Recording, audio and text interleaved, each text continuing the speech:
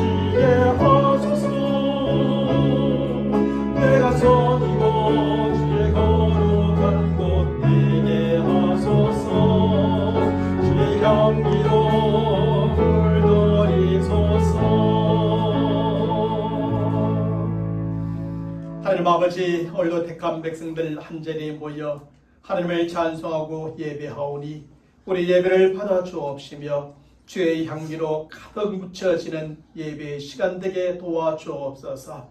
또한 우리가 사는 삶의 현장 가운데 우리에게 묻어나는 예수의 향기로 말미암아 많은 사람들에게 생명과 또 저 하늘의 영원한 소망을 풍기게 하옵시고 우리의 삶을 통하여 많은 사람들에게 새 힘과 위로를 주며 사는 복된 한 주간의 삶이 되게 인도하여 주옵소서. 우리 주 예수 그리스도의 이름으로 기원하옵나이다. 아멘. 전능하사 천지를 만드신 하나님 아버지를 내가 믿사오며 그 외아들 우리 주 예수 그리스도를 믿사오니 이는 성령으로 잉태하사 동정녀 마리아에게 나시고 본디오 빌라도에게 고난을 받으사 십자가에 못 박혀 죽으시고 장사한 지 사흘 만에 죽은 자 가운데서 다시 살아나시며 하늘에 오르사 전능하신 하나님 우편에 앉아 계시다가 저리로서 산 자와 죽은 자를 심판하러 오시리라. 성령을 믿사오며 거룩한 공예와 성도가 서로 교통하는 것과 죄를 사하여 주시는 것과 몸이 다시 사는 것과 영원히 사는 것을 믿사옵나이다. 아멘. 우리 모두 하셔서 생명의 찬양 43장 찬양합니다. 내 구주 예수님을 찬양하겠습니다. 생명의 찬양 43장입니다.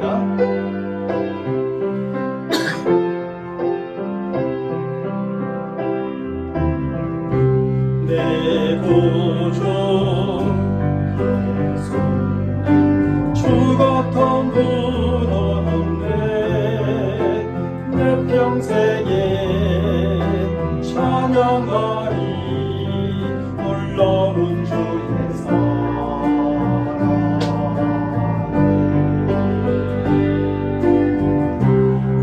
비로자 피난처 되신 주님 나의 영혼 온 맘 다해 주를 경배합니다.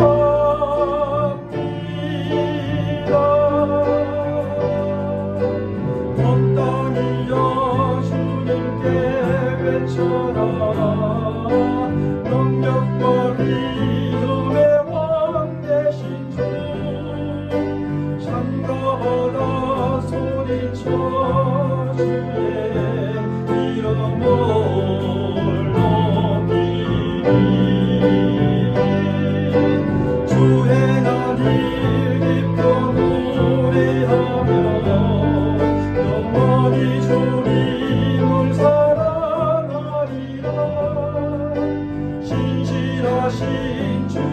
약속 남았네.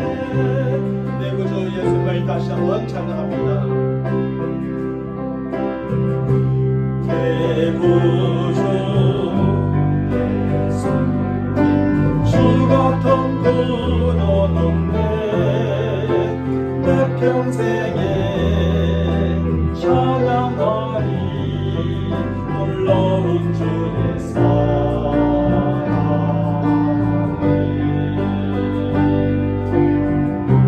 이루자 되시며 피난처 되신 주님 나의 영혼 온 맘 다해 주를 경배합니다.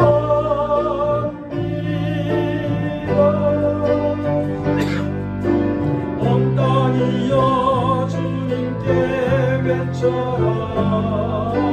능력과 위엄의 왕 되신 주 산과 바다 소리쳐 주의 이름을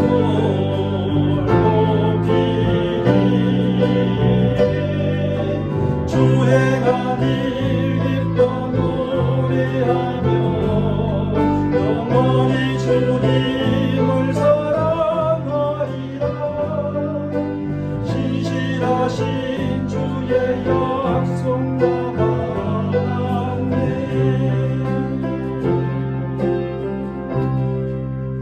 계속하리는 찬송가 259장 예수 십자가의 흘린 피로써 찬양합니다.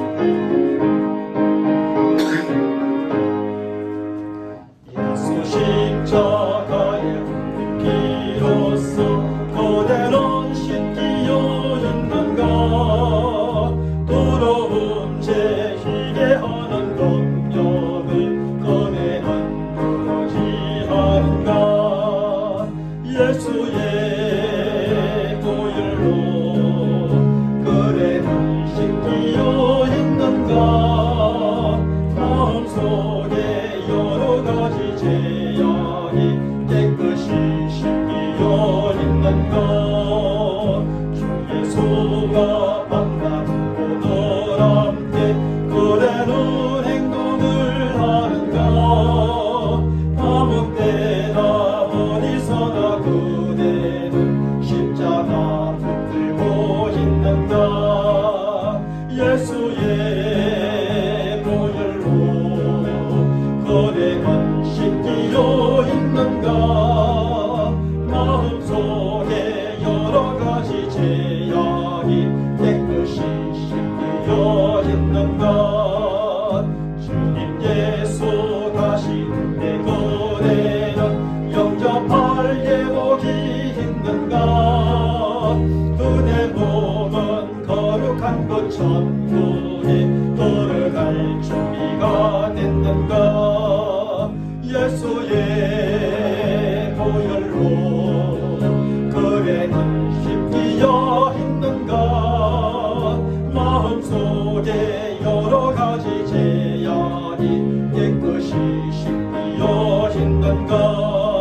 모든 죄에 늘어진 예복을 주 앞에 지금 다 벗어서 샘물같이 솟아나는 보혈로 눈보다 너희게 씻어라.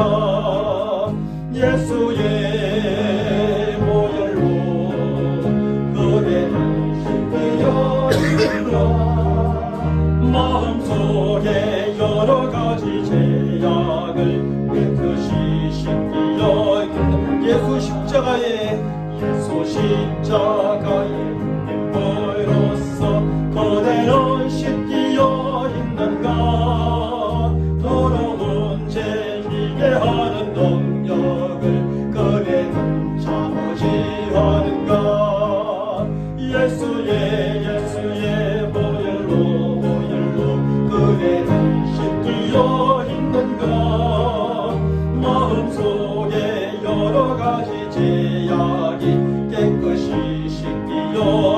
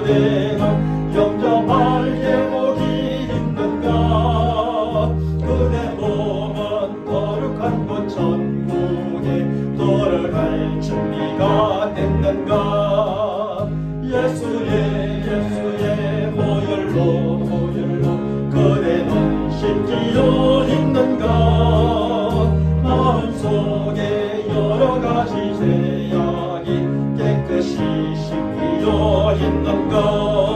모든 죄에 더러워진 예복을 주 안에 지금 나보소서. 샘물같이 솟아나는 보혈로 눈보다 더 위에 씻어라. 예수의 보혈로 그래는 씻기어 있는가. 마음속에 여러 가지 죄여 깨끗이 씻기어 있는가. 예수의 보혈로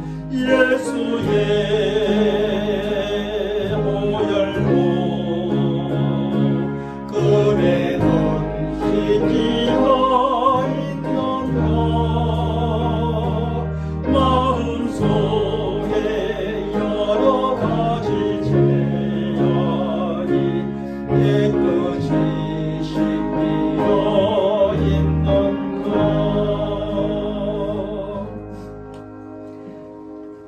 오늘 하나님의 말씀 보겠습니다. 하나님의 말씀은 창세기 37장 12절로 36절까지 말씀이 되겠습니다. 제가 여러분들에게 18절로 28절까지 말씀을 봉독해 드립니다. 요셉이 그들에게 가까이 오기 전에 그들이 요셉을 멀리서 보고 죽이기를 꾀하여 서로 이르되 꿈꾸는 자가 오는도다. 자, 그를 죽여 한 구덩이에 던지고 우리가 말하기를 악한 짐승이 그를 잡아먹었다 하자. 그의 꿈이 어떻게 되는지를 우리가 볼 것이니라 하는지라. 로벤이 듣고 요셉을 그들의 손에서 구원하려 하여 이르되 우리가 그의 생명은 해치지 말자. 로벤이 또 그들에게 이르되 피를 흘리지 말라. 그를 광야 그 구덩이에 던지고 손을 그에게 대지 말라 하니 이는 그가 요셉을 그들의 손에서 구출하여 그의 아버지에게로 돌려보내려 함이었더라. 요셉이 형들에게 이르매 그의 형들이 요셉의 옷 곧 그가 입은 채석옷을 벗기고 그를 잡아 구덩이에 던지니 그 구덩이는 빈 것이라. 그 속에 물이 없었더라. 그들이 앉아 음식을 먹다가 눈을 들어본 적 한 무리의 이스마엘 사람들이 길랏에서 오는데 그 낙타들의 향품과 유향과 모략을 싣고 애굽으로 내려가는지라. 유다가 자기 형제들에게 이르되 우리가 우리 동생을 죽이고 그의 피를 덮어둔들 무엇이 유익할까. 자, 그를 이스마엘 사람들에게 팔고 그에게 우리 손을 대지 말자. 그는 우리의 동생이요 우리의 혈육이니라 하며 그의 형제들이 청종하였더라. 그때에 미디안 사람 상인들이 지나가고 있는지라. 형들이 요셉을 구덩이에서 끌어올리고 은 20에 그를 이스마엘 사람들에게 팔매 그 상인들이 요셉을 데리고 애굽으로 갔더라. 아멘. 우리가 잘 아는 것처럼 야곱에게는 레아, 라헬, 그리고 레아의 여종 실바와 라헬의 여종 비라로 4명의 아내가 있었습니다. 그리고 야곱은 그 4명의 아내에게서 12명의 아들들을 얻게 되는데 그들이 바로 로벤, 시므온, 레위, 유다, 단, 납달리, 갓, 아셀, 이사갈, 스불론, 요셉, 그리고 베냐민이었습니다. 레아의 아들은 6명으로서 로벤, 시므온, 레위, 유다, 이사갈, 스불론이고 라헬의 아들은 요셉과 베냐민이었습니다. 그리고 실바의 아들도 2명이었는데 갓과 아셀이고 비라의 아들도 2명으로서 단과 납달리였지요. 이렇게 하여 야곱은 12명의 아들들을 얻게 되고 저들을 조상으로 12지파를 이루게 되며 가시적인 형태를 갖춘 이스라엘 나라를 세우게 되는 것입니다. 그런데 우리가 지난주에 살펴보았던 것처럼 야곱을 조상으로 하는 새로운 시대에 대한 이야기가 야곱의 이야기로 시작하지를 않습니다. 새로운 시대에 대한 이야기는 바로 야곱의 아들 요셉의 꿈 이야기로 시작하는 것을 보게 됩니다. 이런 사실은 새로운 시대에 대한 이야기가 야곱이 아니라 바로 요셉을 중심으로 흘러가게 될 것임을 가르쳐 주는 것이지요. 그리고 하나님께서 요셉에게 주신 꿈을 통해서 그 새로운 시대가 어떻게 전개되어져 갈 것인가에 대해서 미리 예고해 주고 있는 말씀입니다. 그것은 요셉이 그의 형제들뿐 아니라 부모님들까지 그에게 머리를 숙여 절하며 섬길 정도의 높은 지위에 오르게 되리라는 예고의 말씀이지요. 그리고 요셉이 그 높은 지위를 통해 하나님의 뜻과 계획을 실현하게 되리라고 하는 예고의 말씀으로 주어진 것입니다. 그런데 요셉을 중심으로 흘러가게 될 새로운 시대에 대한 이야기는 행복한 이야기가 아니라 아주 비극적인 이야기로 시작하게 됩니다. 그것은 먼저 요셉의 형들이 그를 죽이려고 시도했던 것이고 결국에는 그를 애굽의 종으로 팔아버린 일이었습니다. 그러고 난 다음 저들의 아버지 야곱에게는 양패를 묻힌 요셉의 옷을 보여주며 악한 짐승이 그를 잡아먹었다고 거짓말하게 되어지지요. 이렇게 하여 요셉의 형들은 그를 애굽의 종으로 팔았을 뿐만 아니라 거짓말로 아버지를 속이게 됩니다. 그래서 야곱이 지난달 그의 아버지와 형을 거짓말로 속였던 것처럼 이제는 그가 아들들에게 속임을 당하고 말았던 것입니다. 그리고 너무나 사랑했던 아들을 잃은 슬픔에 오랫동안 애통해하며 남은 인생의 대부분을 아들 없는 외로움과 눈물로 보내야만 했습니다. 물론 다른 11명의 아들들이 있었지만 요셉만큼 사랑했던 아들이 아니었고 애지중지하지 않았기 때문에 그의 빈자리가 야곱에게는 너무나 크게 느껴졌던 겁니다. 사랑하는 성도 여러분, 그러면 야곱을 조상으로 하는 새로운 시대, 요셉을 중심으로 흘러가게 될 새로운 시대가 왜 이렇게 비극적인 이야기로 시작하게 되었을까요? 저는 37장의 말씀을 통하여 세 가지로 그 원인을 찾아볼 수 있음을 발견하게 됩니다. 첫째로 아들들의 지나친 경쟁 때문이었습니다. 아브라함으로부터 시작하여 이삭과 야곱으로 이어지는 이스라엘의 족장사의 핵심이 무엇이었습니까? 그것은 누가 하나님의 나라와 축복의 상속자가 되는가라고 하는 것이었습니다. 먼저는 하나님께서 찾아오시고 부르신 사람이요 하나님의 그 부르심에 믿음으로 반응하였던 사람으로 아브라함이었습니다. 하나님께서는 당신의 부르심에 믿음으로 반응하였던 아브라함에게 하나님의 나라와 축복을 약속해 주셨던 것이죠. 그 다음은 아브라함의 몸에서 날 자녀요 또한 사라의 몸에서 날 자녀로서 바로 이삭이었던 겁니다. 그래서 집안의 종이었던 엘리멜렉도 아브라함의 몸에서 났지만 여종 하갈의 몸을 통해서 태어난 이스마엘도 아니라 바로 이삭이 하나님의 나라와 축복의 상속자가 되어집니다. 마지막은 이 세상에 태어나기도 전에 하나님께서 예정하신 사람으로서 바로 야곱이었지요. 그래서 이삭의 장조로 태어났던 에스가 아니라 하나님께서 예정하신 야곱이 하나님의 나라와 축복의 상속자가 되어졌던 겁니다. 하지만 야곱 이후의 역사는 더 이상 족장들의 역사로 족장사로 이어지지가 않습니다. 족장들의 역사는 처음 아브라함으로부터 시작되어지고 이삭에게로 상속되어지며 다시 야곱에게로 상속되어진 후에 세 명의 족장으로 끝이 나게 됩니다. 그러고 난 다음 야곱 이후의 역사는 족장들의 역사가 아니라 야곱의 12명의 아들들을 기초로 세워지는 이스라엘 나라 곧 이스라엘의 역사로 이어지게 되는 것입니다. 그로 이러한 이스라엘 역사는 족장 한 명 한 명의 개인의 역사가 아니라 이스라엘이라고 하는 나라 공동체의 역사로 이어지게 되는 것이지요. 족장사는 한 사람 한 사람 족장의 개인의 역사였다면 이제부터는 바로 이스라엘이라고 하는 나라의 공동체의 역사로 이어지게 되는 것입니다. 그런 만큼 이스라엘 역사의 핵심은 족장들의 역사와는 달리 누가 하나님 나라와 축복의 상속자가 되는가라는 것이 아닙니다. 이제부터 이스라엘 역사의 핵심은 야곱의 12명의 아들들 중에 과연 누가 이스라엘 나라에서 가장 우월한 위치를 차지하게 될 것인가 라고 하는 것입니다. 그래서 계속되는 야곱의 12아들들의 역사를 보면 저들이 서로 경쟁하는 것을 볼 수가 있습니다. 이스라엘의 나라 안에서 서로 우월한 위치를 차지하고자 하는 저들의 경쟁이 아주 치열하게 전개되어지는 것입니다. 그런데 야곱의 12명의 아들들의 경쟁은 서로 시기하고 질투하며 미워하는 과정을 통해서 시작되어집니다. 사실 시기와 질투 그리고 미움이라고 하는 감정은 친구나 대적을 향해 나타내는 것이 아니고 따라서 그런 감정의 대상은 친구도 대적도 아닙니다. 시기와 질투와 미움이라고 하는 감정은 경쟁자를 향해서 나타내어지는 감정이요. 따라서 그런 감정의 대상은 바로 경쟁자들입니다. 특별히 오늘 본문의 말씀에 보면 이런 감정이 요셉과 다른 10명의 형들 사이에 나타나고 따라서 저들은 서로 경쟁하는 사이에 있음을 알 수가 있습니다. 먼저 창세기 37장 4절의 말씀에서 성경은 이렇게 밝혀주고 있습니다. 그의 형들이 아버지가 형들보다 그를 더 사랑함을 보고 그를 미워하여 그에게 편안하게 말할 수 없었더라. 다시 말하면 요셉의 형들이 아버지 야곱이 요셉을 더 사랑함으로 그를 미워하였다는 겁니다. 그리고 창세기 37장 5절의 말씀에서는 요셉이 꿈을 꾸고 자기 형들에게 말하며 그들이 그를 더욱 미워하였다고 기록해 줍니다.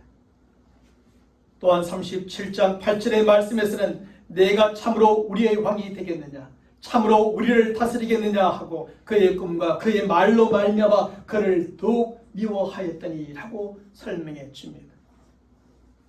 그리고 오늘 본문 19절의 말씀에서는 요셉을 향하여 꿈꾸는 자가 오는도다 라고 하며 그를 망상가라고 비웃고 조롱하기도 하죠. 좀 더 나아가서 오늘 본문 20절의 말씀에서 형들은 자 그를 죽여 한 구덩이에 던지고 우리가 말하기를 악한 짐승이 그를 잡아먹었다 하자 그의 꿈이 어떻게 되는지를 우리가 볼 것이리라 하며 요셉을 죽이기로 결심하게 되었습니다. 죽임으로써 이제 저들의 경쟁자를 제거하고 싶은 겁니다. 그리고 그가 꾸었다고 하는 그 꿈이 어떻게 되는지 한번 보자 라고 하는 것이지. 요셉과 그의 형들은 경쟁의 관계에 있었고 그래서 그의 형들은 요셉을 시기하고 질투하며 미워하게 되었던 것입니다. 아버지 야곱이 요셉을 더 사랑하는 것을 보았을 때 시기하고 질투하고 미워하게 되었지요. 특별히 요셉의 형들보다 더 우월한 위치를 차지하게 될 것이라는 꿈 이야기를 들려주었을 때 저들은 더욱더 시기하고 질투하며 미워하게 됩니다. 좀 더 나아가서 요셉의 형들은 끝내 죽이지는 않게 되어지지만 결국 요셉을 죽이기로 결심까지 하게 됩니다. 여기서 저들은 이미 우위를 차지하고 있는 듯한 저들의 형제 요셉을 죽여서라도 서로 우월한 위치를 차지하려고 경쟁하는 모습을 보여주고 있습니다. 이런 사실은 서로 우위를 차지하기 위하여 행하는 야곱의 12명의 아들들의 경쟁이 얼마나 치열하고 심각하게 전개되어져 가는지를 잘 보여주는 시작의 말씀이죠. 사실 시기와 질투와 미움, 심지어 형제까지 죽여서라도 더 우월한 위치를 차지하고자 하는 저들의 행위는 바로 가인에게서부터 시작되어졌던 것이죠. 가인은 하나님 앞에서 그의 동생 아벨보다 열등한 위치를 차지하게 되자 그를 죽임으로 더 우월한 위치를 차지하고자 하였던 겁니다.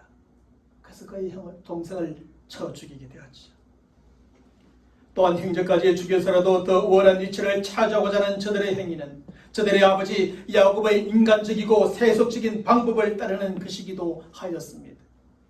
야곱은 하나님 나라의 상속자가 되기 위해서 온갖 인간적이고 세속적인 방법을 다 동원함으로 더 우월한 위치를 차지하고자 하였던 겁니다.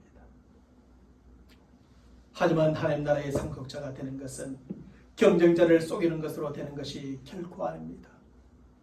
하나님 나라에서 우월한 위치를 차지하는 것은 나보다 우월한 위치에 있는 경쟁자를 끌어내리거나 그를 죽임으로써 차지하게 되는 것도 아닙니다. 그 모든 것은 온갖 인간적이고 세속적인 방법을 다 동원함으로 차지하게 되는 것이 결코 아니죠. 그것은 오직 하나님께서 택하신 자가 얻게 되는 자리이고 하나님께서 세우신 자가 차지하게 되는 위치가 바로 그 위치인 것입니다. 바로 이런 사실은 가인의 삶과 야곱의 생애 그리고 앞으로 전개될 요셉의 전 생애를 통해서 잘 증명되어집니다. 저들이 꿈꾸는 자라 하는 요셉을 애굽의 종으로 팔아버리고 심지어 죽이려고 작정하여 그를 제거함으로써 그 꿈이 없어지는 것이 아니요 하나님의 뜻과 계획이 바뀌는 것도 결코 아닌 겁니다. 잠시 멈출 수 있고 잠시 늦춰질 수 있고 잠시 돌아갈 수는 있어도 반드시 하나님의 뜻과 계획대로 이루어지는 것임을 깨닫게 됩니다. 하나님은 하나님의 뜻과 계획하신 대로 반드시 성취시키십니다.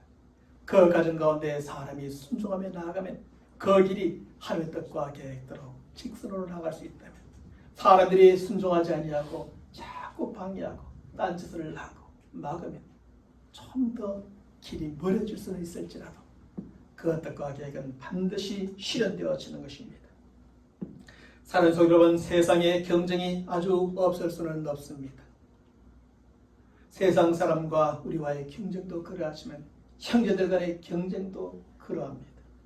특별히 우리는 세상에서 경쟁할 뿐 아니라 신앙 안에서 서로 경쟁하는 사람들이라 할 수 있습니다. 우리는 모두 예수 그리스도를 믿음으로 이미 하나님 나라 안에 있는 성도들이요, 그 나라에서 서로 우월한 위치를 차지하고자 서로 경쟁하는 성도라 할 수 있습니다.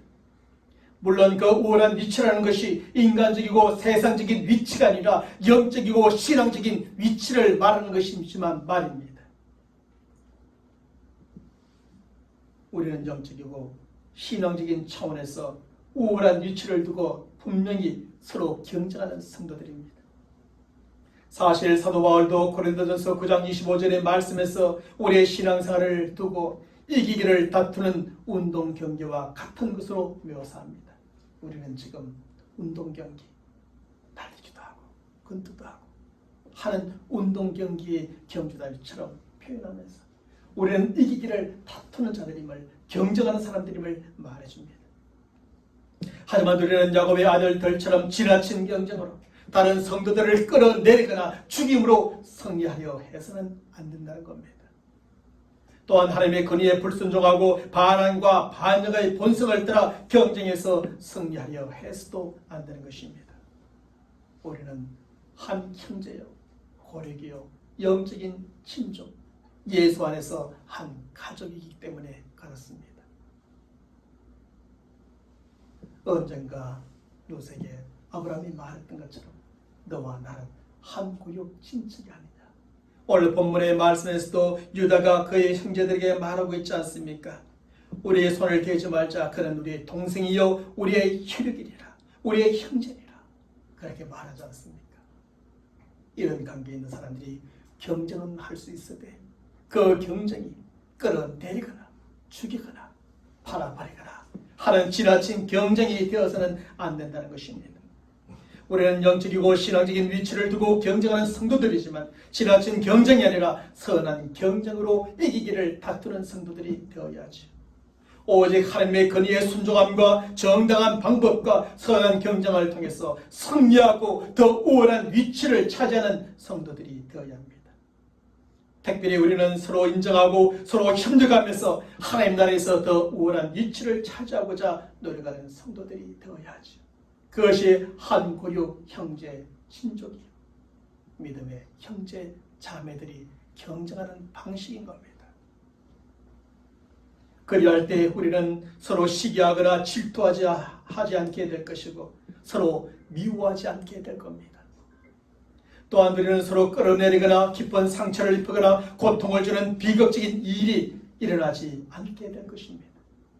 그리고 우리는 하나님께서 우리를 하나님 나라의 택한 백성이요 상속자로 삼으신 만큼 우리 모두가 결국에는 바로 그 자리에 있고 그 위치를 차지하는 성도들이 될 줄로 믿습니다. 우리는 경쟁하면서 함께 다 하나님의 나라로, 우리는 경쟁하면서 다 함께 하나님의 나라에서 우월한 위치를 차지하는 성도들이 되어야 하는 것입니다. 요즘 말로 윈윈이라 할 수 있겠죠. 함께 승리하는 사람들, 함께 경쟁하면서 함께 승리하는 저와 여러분 모두가 되시기를 주님의 이름으로 간절히 축원합니다. 둘째로 아버지의 치우친 사랑 때문이었습니다. 사실 사랑은 모든 사람들에게 너무나 중요한 것이고 꼭 필요한 것이지요. 특별히 하나님을 믿고 섬기는 우리 기독교에 있어서 사랑은 더욱더 중요하고 너무나 필요한 것입니다. 성경은 고린도전서 13장의 말씀에서 사랑이 없으면 방언과 천사의 말일지라도 무용함을 가르쳐 줍니다. 사랑이 없으면 모든 능력과 지식과 믿음도 무용함을 가르쳐주고, 사랑이 없으면 모든 것을 내어주는 구제와 모든 것을 드리는 헌신도 무용함을 가르쳐 줍니다. 사실 기독교 안에서 방언과 천사의 말과 같은 은사들이 얼마나 중요합니까? 능력과 지식과 믿음이 얼마나 필요합니까? 우리 몸을 내어주는 구제와 헌신이 얼마나 필요합니까? 하지만 사랑이 없으면 이 모든 것이 아무 쓸모가 없다고 말합니다. 그러면서 고린도서 13장 13절의 말씀에서는 믿음, 소망, 사랑 이 세 가지는 항상 있을 것인데 그 중에 제일은 사랑이라고 가르쳐 줍니다. 이것은 사람들의 삶과 신앙과 모든 관계 속에서 사랑이 그 무엇보다 중요하고 그 무엇보다 필요함을 강조해 주는 것이지. 하지만 사람들의 삶과 신앙과 관계 속에서 아무리 중요하고 필요한 사랑일지라도 그것이 지나치면 문제가 되고 마는 것입니다. 우리는 바로 이러한 사실을 야곱이 그의 아들 요셉을 사랑했던 것에서 찾아볼 수 있습니다. 야곱은 모두 4명의 아내를 얻게 되었고 그들 중에서 제일 사랑했던 아내는 바로 라헬이었습니다. 야곱이 라헬을 가장 사랑했던 만큼 다른 아내가 낳았던 아들들보다 라헬이 처음 낳았던 아들 요셉을 가장 사랑했던 겁니다. 특별히 라헬의 언니 레아가 4명의 아들을 낳았고 그 후에 2명의 아들을 더 낳았으며 라헬의 여종 빌하와 레아의 여종 실바가 각각 2명의 아들을 낳을 때까지도 라헬은 단 1명의 아들도 낳지 못하고 있었습니다.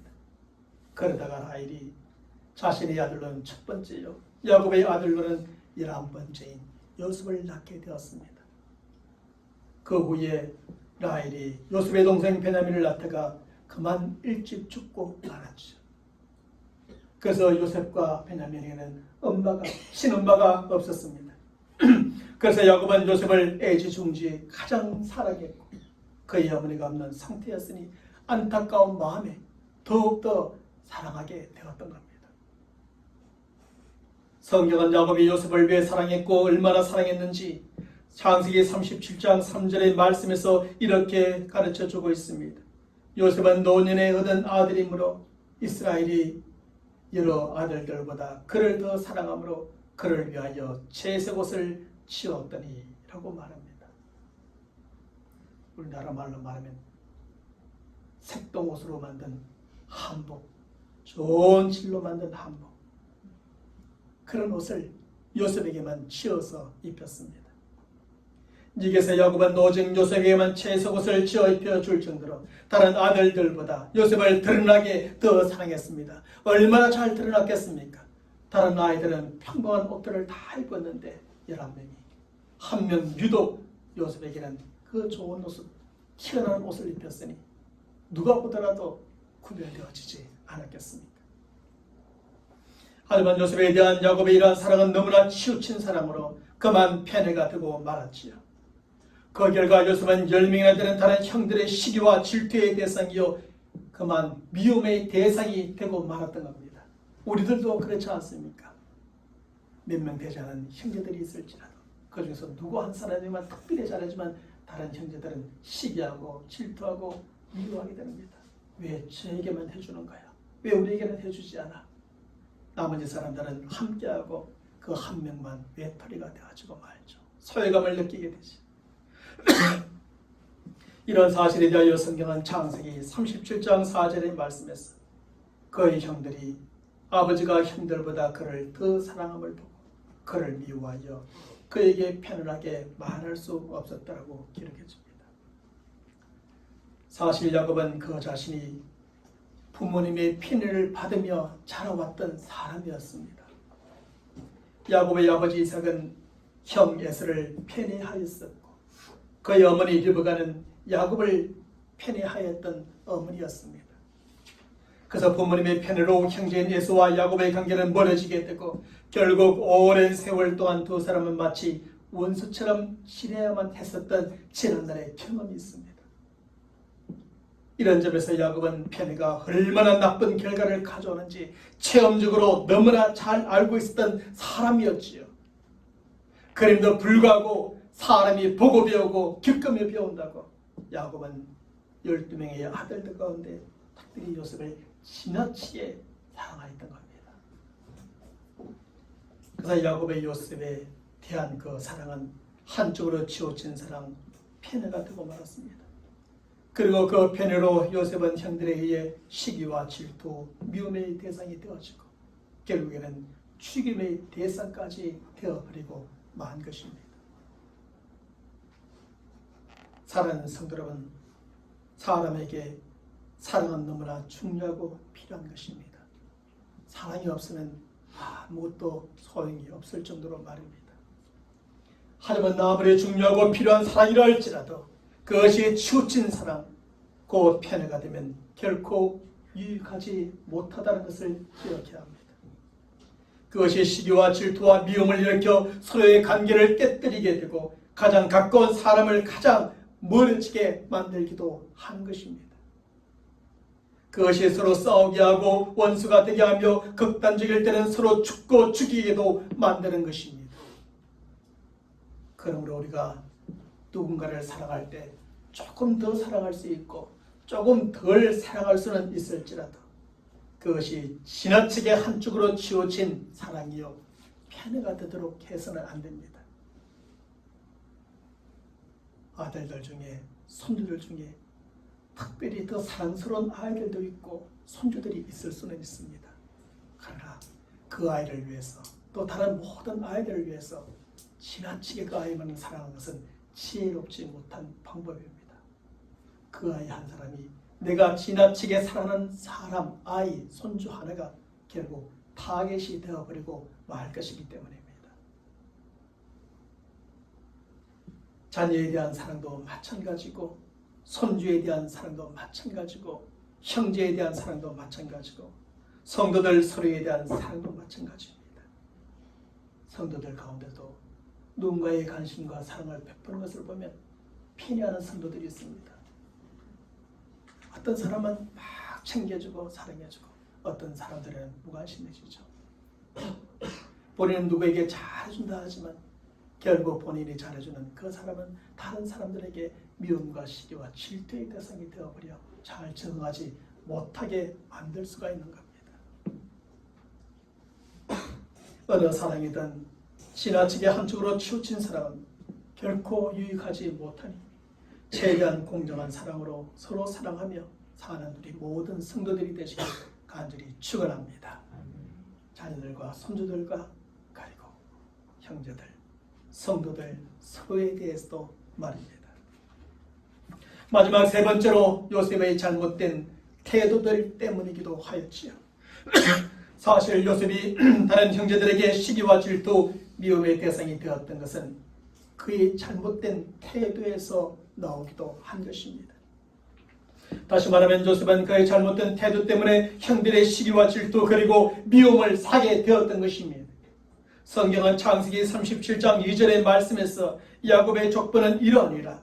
요셉이 17세의 소년으로서 그의 형들과 함께 양을 칠 때에 그의 아버지의 아내들 비라와 실바의 아들들과 더불어 함께 있었더니 그가 그들의 잘못을 아버지에게 말하더라고 기록해 줍니다. 별것 아닌 것 같은데 성경은 아주 분명하게 기록해 줍니다.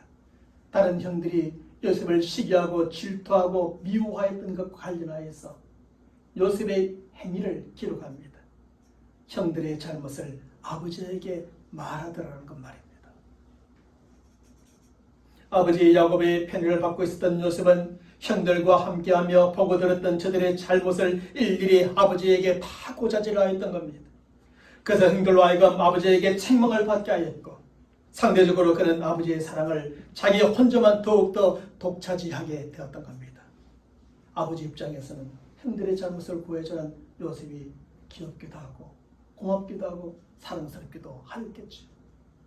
그러나 고자질을 받는 다른 형제들은 아버지에게 끌려가서 늘 혼나니 요셉이 다 미울 수밖에 없고 그리고 시기하며 질투의 대상이 될 수밖에 없었던 겁니다. 그런데 요셉의 잘못은 이것이 다가 아니었습니다. 창세기 37장 5절로부터 11절의 말씀에서 하나님께 주시는 꿈을 받은 요셉은 그 꿈 이야기를 형들에게 자랑스럽게 들려주게 됩니다. 사실 요셉의 그 꿈은 그의 형들뿐 아니라 부모님까지도 엎드려 그에게 절하며 섬길 만큼의 높은 위치를 차지하게 될 것이라는 꿈이었으니 그에게 얼마나 기쁜 꿈이었겠습니까?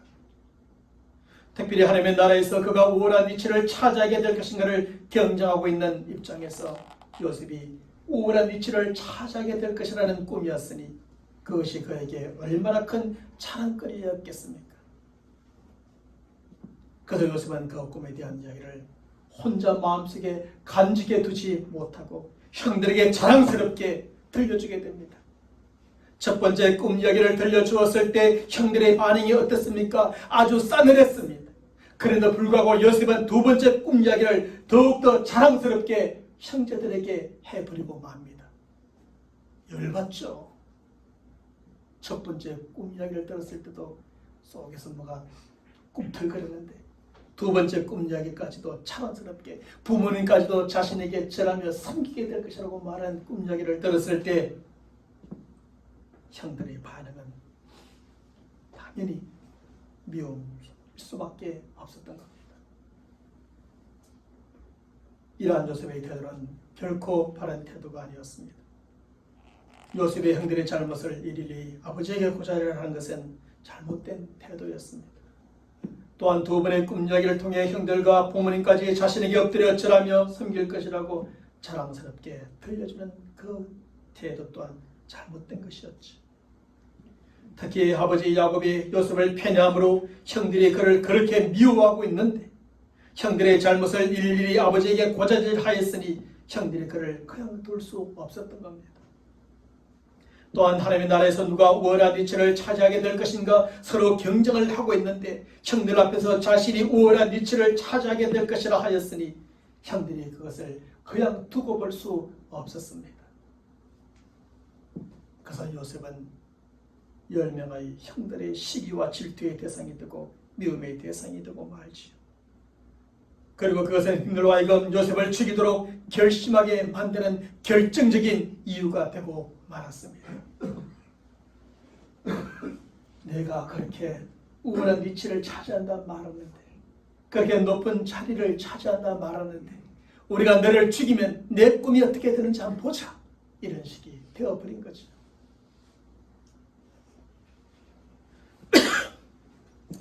사랑하는 여러분, 사실 누군가의 잘못을 알았을 때 부모나 책임자에게 있는 그대로 알려주는 것은 필요한 것입니다. 그래서 그 잘못을 바로잡게 하고 더 큰 문제가 발생하지 않도록 미리 방지하는 것은 아주 바람직한 것이죠. 하지만 누군가의 잘못에 대하여 부모나 책임자에게 일일이 다 고자질할 필요까지는 없다는 것입니다.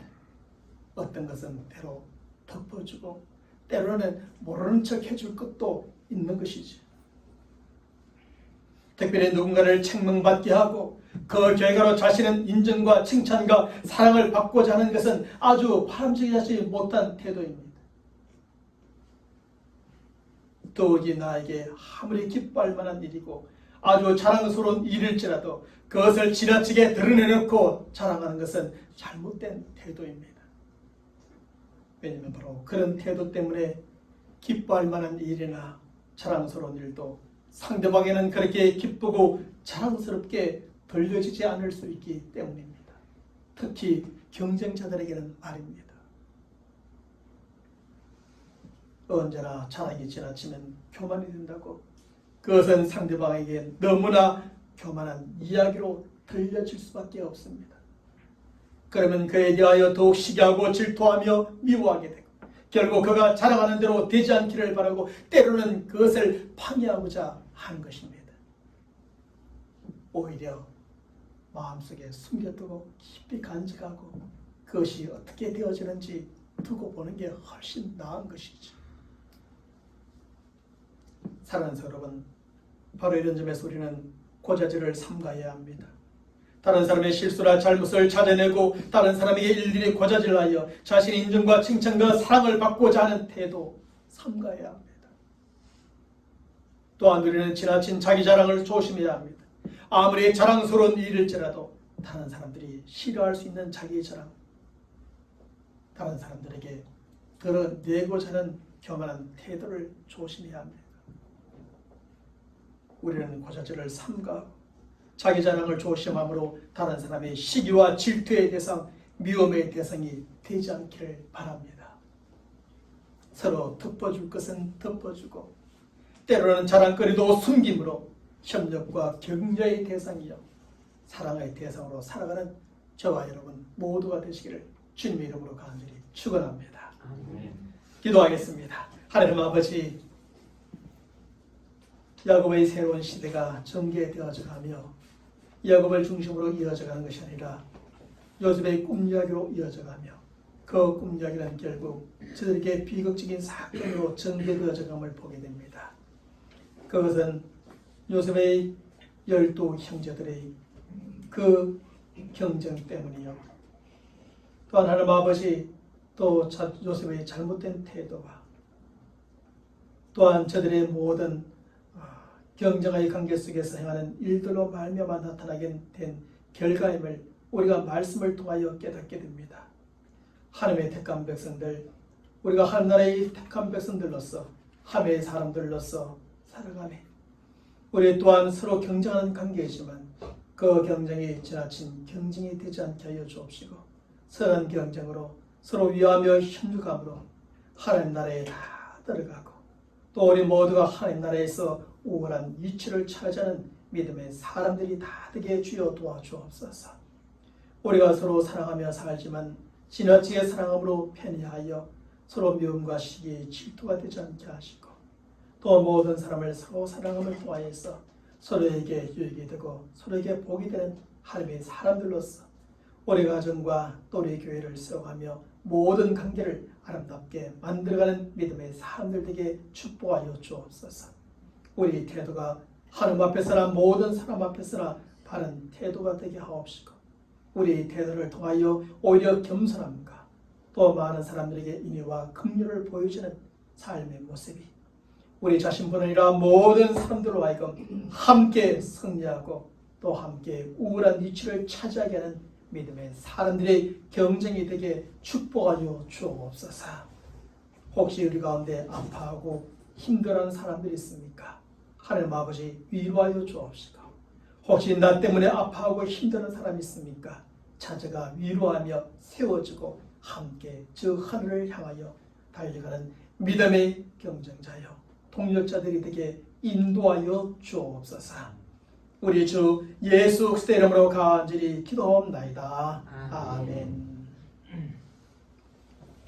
우리 모두 하셔서 생명의 찬양 125장 언제나 내 모습, 우리의 모습을 한 번쯤 돌아보며 찬양하겠습니다. 생명의 찬양 125장입니다.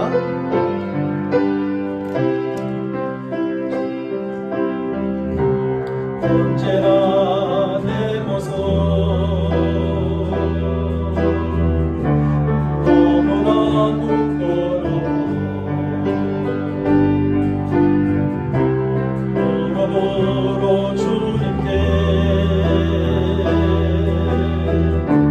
기도로 가오니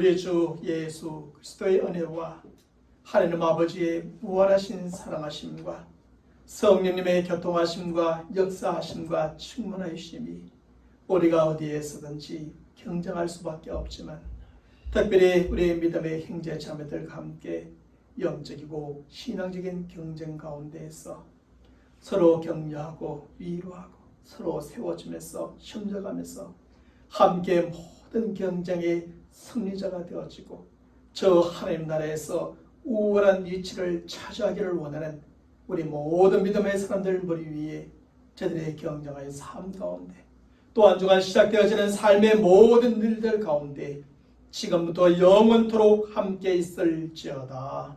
아멘.